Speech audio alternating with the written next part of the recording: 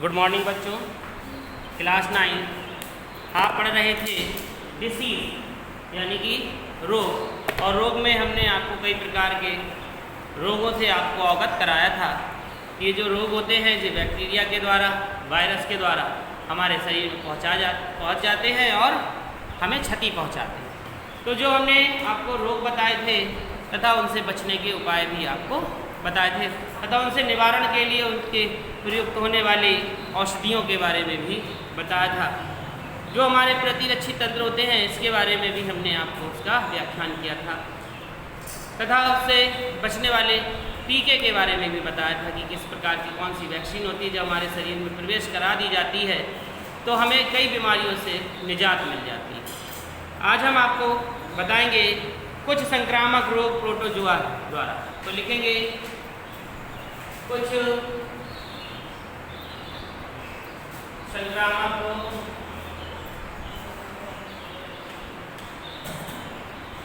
रोग प्रोटोजोआ द्वारा।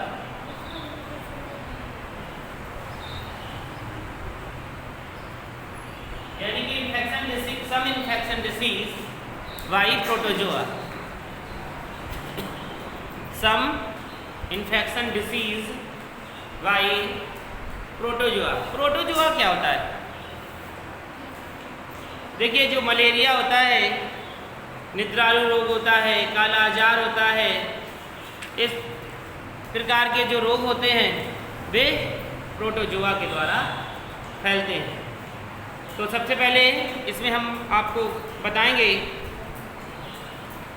आप लिखेंगे, एक सारणी बनाएंगे और सारणी में कुछ इस तरीके से कॉलम बनाएंगे। सबसे पहले लिखेंगे आप रोग, फिर रोग कारक, रोग कारक, वाहक, संक्रमण, वाहक संक्रमण, लक्षण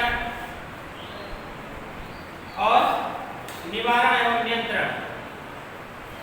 निवारण एवं नियंत्रण।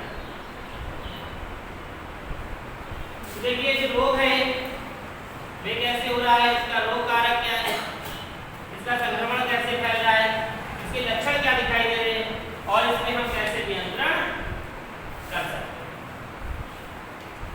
बना लिए टेबल इस तरीके से।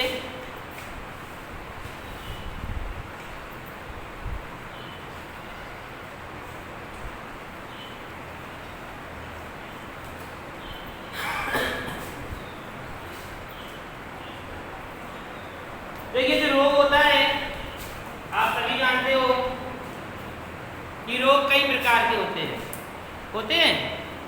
सबसे पहले होता है मलेरिया।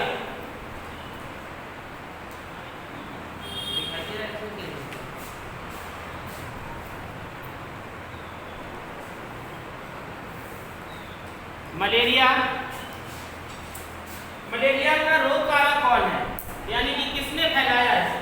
तो है प्लाज्मोडियम। क्या है? प्लाज्मोडियम।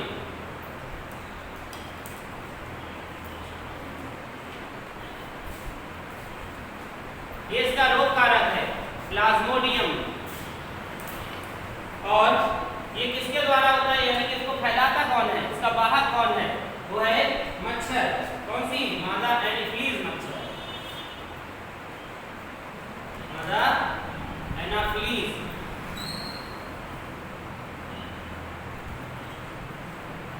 मादा एनाफिलीज मच्छर।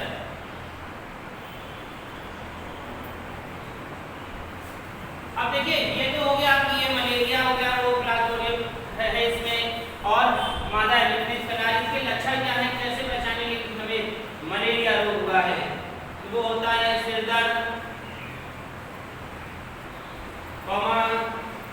उल्टी, पेशीय दर्द। पेशीय दर्द का मतलब होता है पूरे शरीर में दर्द होना। पेशीय दर्द, ठंड लगना, ज्वर तथा तेज पसीना आना। और इसी प्रकार से इसका निवारण क्या है? निवारण इसका यही है कि सफाई का विशेष ध्यान रखना,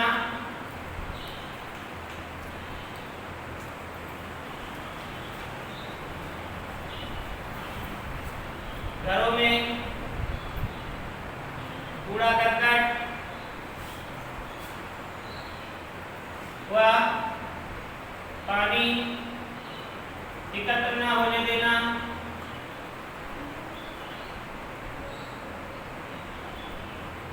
वह डीडीटी का छिड़काव करना, है ना। मच्छरदानी का उपयोग करना, जब मच्छरदानी लगी होगी तो मच्छर कैसे काटेंगे क्या? तो ये था आपका मलेरिया, लिख लीजिए इसको। देखिए रोग है मलेरिया, रोग कारक इसका है प्लाज्मोडियम। वाहक यानी कि जो संक्रमण फैलाता है, कौन फैलाता है? मच्छर। मच्छर गंदगी से उत्पन्न हुआ और किसी को काटा, उससे मलेरिया हो गया। मलेरिया जब हुआ तो उससे जो रोगी है उसे होगा सिर दर्द, उल्टी भी होगी, पूरे शरीर में दर्द भी होगा, ठंड भी लगेगी, ज्वर भी, तेज बुखार भी आएगा, पसीना भी आएगा। तो इसके निवारण का क्या है? सफाई का विशेष ध्यान रखना, घरों में कूड़ा करकट व पानी एकत्र न होने देना और नालियों में मिट्टी का तेल डालना, डीडीटी का छिड़काव करना और उपचार ठीक न होने पर चिकित्सक को दिखाना। ठीक है, तो ये इसका निवारण है कि चिकित्सक के पास जाना, उसे दिखाना है, घर ही पे इलाज नहीं करना। दूसरा रोग है निद्रालु रोग। निद्रालु रोग ये है ट्रिप्नोसोमा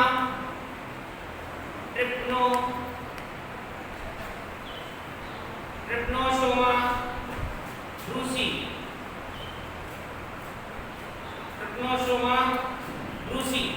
ये रोग का कारण जो होता है वो होता है ट्रिप्नोसोमा ब्रूसी, और ये किससे फैलता है? सीसी मक्खी के काटने से। सीसी मक्खी के काटने से इसके जो लक्षण है, इसमें आता है ज्वर, सिर दर्द, खुजली,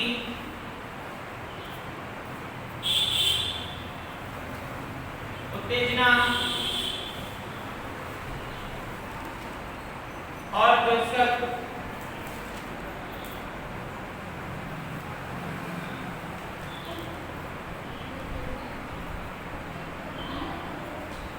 कीटरोधकों का प्रयोग,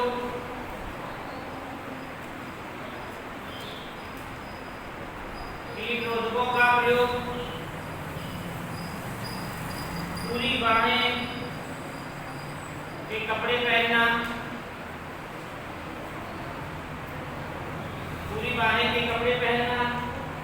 तथा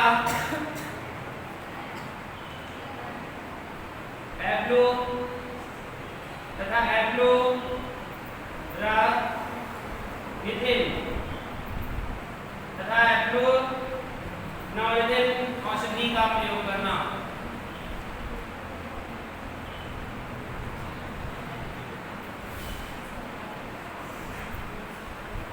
तो देखो ये वाला रोग लिखो, इसमें क्या बताया है कि निद्रालु रोग, नींद आने लगे, है ना।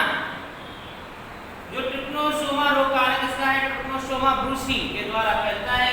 कैसे फैलता है? सीसी मच्छी होती है, वह बैठ जाती किसी के ऊपर, घाव में कहीं काट लेती है उसे, तो उसे ज्वर आता है यानी कि बुखार आता है, सिर दर्द होता है, खुजली भी होती है, उत्तेजना, गुस्सा भी आता है और वह नींद भी बहुत आती है। तो ये कीटरोधकों का प्रयोग यानी कि घर पे कीटरोधक जो दवाई उसे छिड़की जाए जिससे मक्खी मच्छर घर पे ना आए। सबसे एक अच्छी औषधि क्या है? फिनाइल। घरों पे फिनाइल का पोछा लगना चाहिए, फिनाइल का छिड़काव होना चाहिए जिससे भी कीट नहीं आते। पूरी बाहें के कपड़े पहनना, जब पूरी बाहें के कपड़े पहने होंगे तो हमारे जब अंग खुले नहीं होंगे तो मक्खी या मच्छर हमें काटेगा भी नहीं। यदि हो भी जाता है तो एफ्लोरामिथिन औषधि का प्रयोग करते हैं। ठीक है, नोट करिए इसे।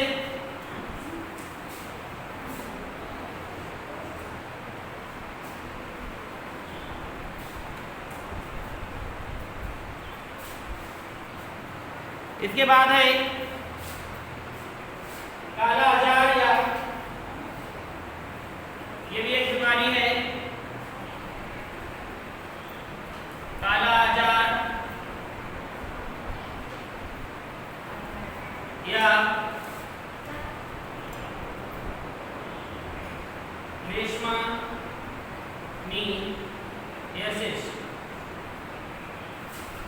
देखिए ये काला अजार या लेishmaniasis है, ये किसके द्वारा फैलता है, यानी कि इसमें जो रोग कारक है वे क्या है,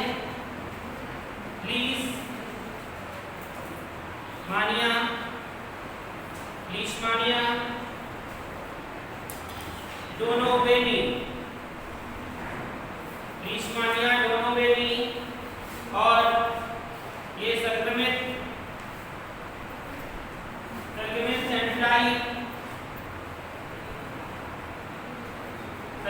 सैंड-फ्लाई के कारण,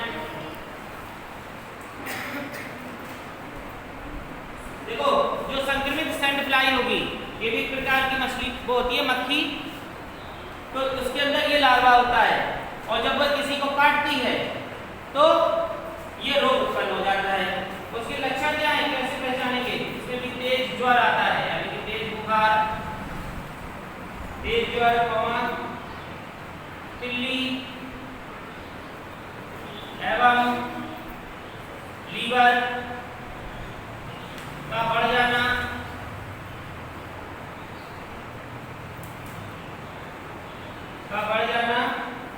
आदि।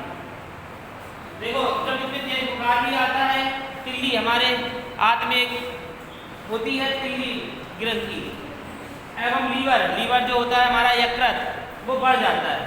ठीक है, इसमें कीट रोधी का प्रयोग करना, इसका बचाव है, कीट रोधी का प्रयोग करना सबसे अच्छा है कि हम साफ सफाई रखें, कीट रोधी का प्रयोग करें, घर पे ना कीट आए ना बीमारी दे।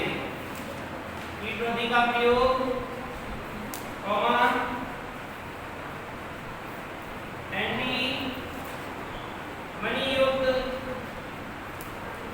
एंटीमनीयुक्त औषधि का प्रयोग,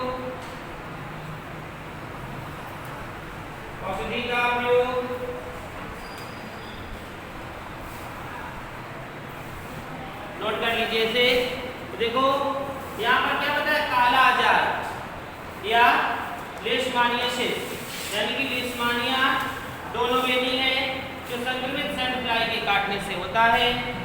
इसमें तेज ज्वर या तिल्ली एवं लीवर बढ़ जाता है, और इसका जो बचाव है वह कीट रोधी का प्रयोग करके या एंटीमनीयुक्त औषधि का प्रयोग करने से इसका निवारण पाया जा सकता है।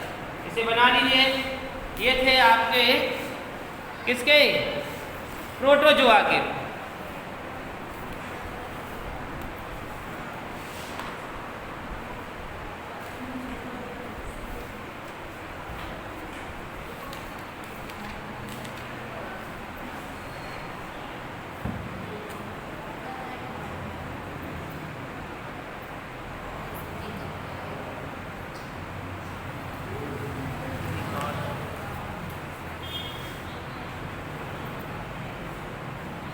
अब देखिए इसमें एक और रोग है जिसे सब जानते हैं, उसे कहते हैं पेचिस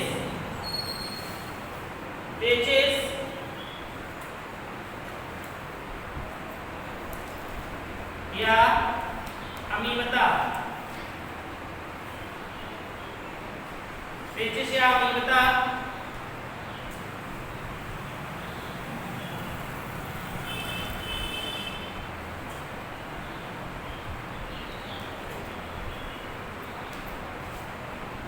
और ये होता है ट्रोपोजोइट्स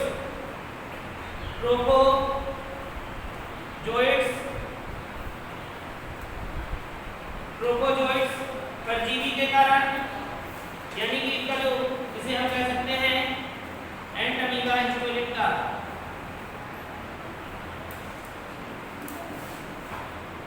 एंटमीबा हिस्टोलाइटिका,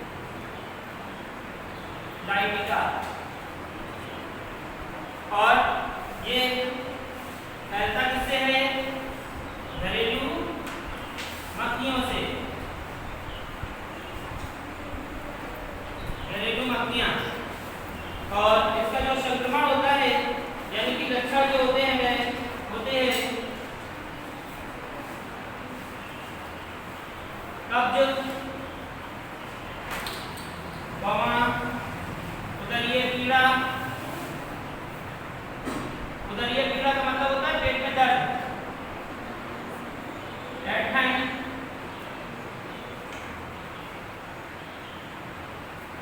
और मल के साथ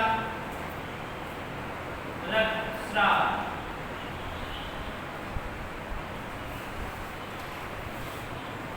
इसका उपचार है उबला हुआ भोजन,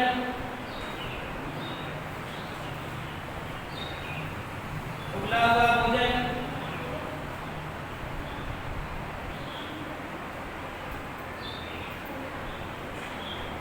एमेटिन, नमक, औषधि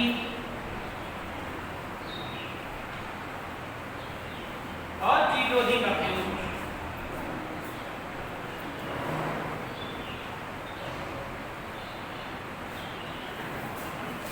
तो देखो यहाँ पर क्या है, पेचिश सबब अमीबता, यानी कि जब ये हमारे पेट में पहुंच जाता है कौन, ट्रोफोजोइट्स यानी कि एंटामीबा हिस्टोलाइट का, जो घरेलू मक्खियों के द्वारा फैलता है जल में, ठीक है। तो जब शरीर में ये पहुंच जाता है तो ये हमारे शरीर में कब्ज पैदा कर देता है, यानी कि पेट साफ नहीं होता है, ऐसा लगता है पेट भरा भरा सा है, खाने की इच्छा नहीं होती, पेट उदरीय पीड़ा, पेट में दर्द बना रहता है, हल्का हल्का सा ऐसा लगता है ऐठ रहा है पेट, है कहीं इधर दर्द होता है, कहीं इधर दर्द होता है, उलझन होती है, ऐठन होती है, ऐठन। मल के साथ स्राव आता है, यानी कि खून गिरने लगता है हल्का हल्का सा, तो वो होती है पेचिश या अमीबता। उबला हुआ भोजन, एमेटिन नामक औषधि का प्रयोग, कीटरोधी का घर में प्रयोग, जिससे मक्खी मच्छर घर पे प्रवेश ना कर सके, ठीक है। ये एंटामीबा हिस्टोलाइट का है। इसी प्रकार से एक एंटामीबा होता है जो दांतों में चिपक जाता है, जिससे पायरिया रोग हो जाता है, तो ये आप नोट कर लें। तो ये अमीबा के रोग थे, सभी को समझ में भी आ गया होगा।